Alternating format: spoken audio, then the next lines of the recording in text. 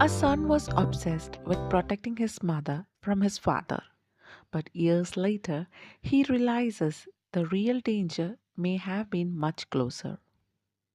The story follows a mentally disturbed man named Dennis, known as Spider. After years in psychiatric hospital, Spider returns to a poor London neighborhood where he grew up. He moves into a small halfway house run by a strict woman named Mrs. Wickison. From the moment he arrives, something feels unsettling. Spider avoids people. He whispers to himself constantly, and he writes strange code notes in a tiny notebook like he trying to hold reality together. Every day he walks through the old streets and abandoned places connected to his childhood. Slowly memories begins returning. The movie constantly shifts between present and past. We see young Spider living with his parents. His mother is warm and caring. His father is rough, angry, and emotionally distant. Spider quietly watches everything around him, every argument, every secret, every suspicious moment. Then one day he sees his father entering a dirty local club. Inside works a loud prostitute named Ivan. Spider becomes convinced his father is having an affair. And from that moment, paranoia begins consuming him. Young Spider secretly follows his father around the neighborhood. He spies on conversation, listens through doors, and slowly convinces himself that his father is betraying the family. At home, the tension between his father and mother grows worse and worse. Argument become constant. Spider feels trapped inside a collapsing household. Then something horrifying happens. Spider's mother suddenly dies, and Spider becomes convinced that his father murdered her. But the nightmare gets even darker. Spider believes his father secretly replaces his dead mother with Ivan. The woman living in the house now looks similar, but behaves completely different. She is loud, cruel, and emotionally abusive. Spider feels like his real mother has disappeared forever. And because the story is shown through the spider's perspective, the audience start believing him too. That's what makes the film so disturbing. You are trapped inside the mind of someone who can no longer separate reality from delusion. As the young adult spider continues revisiting old location, his mental state becomes worse. He constantly murmurs, acts on memories by himself, and sometimes seems to talk to the invisible people. And the notebook becomes extremely important to him. It's almost like he's desperately trying to record reality before it disappears again.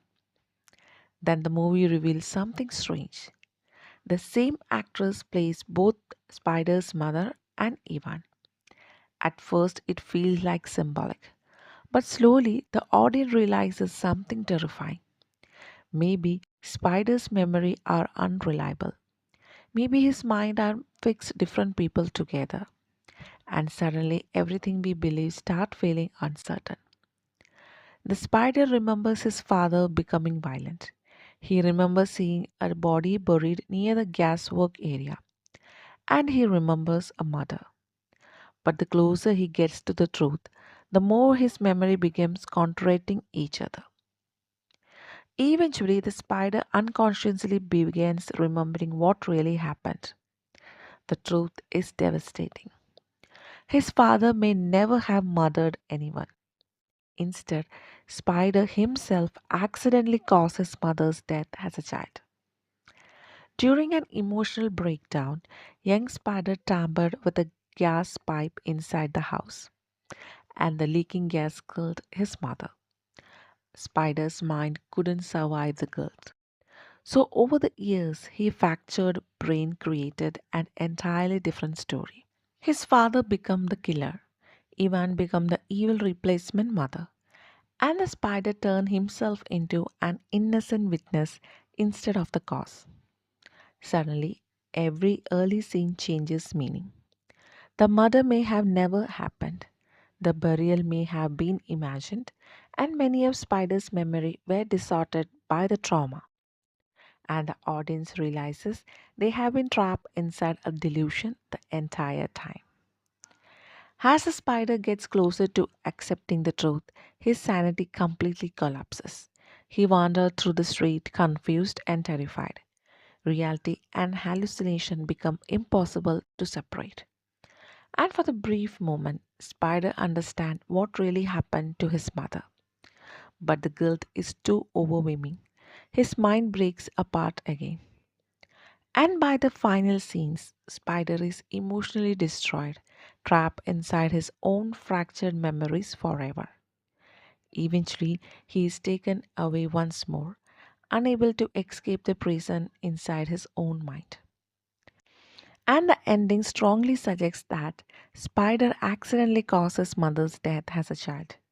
Unable to live with the guilt, his brain rewrites reality to protect him psychologically.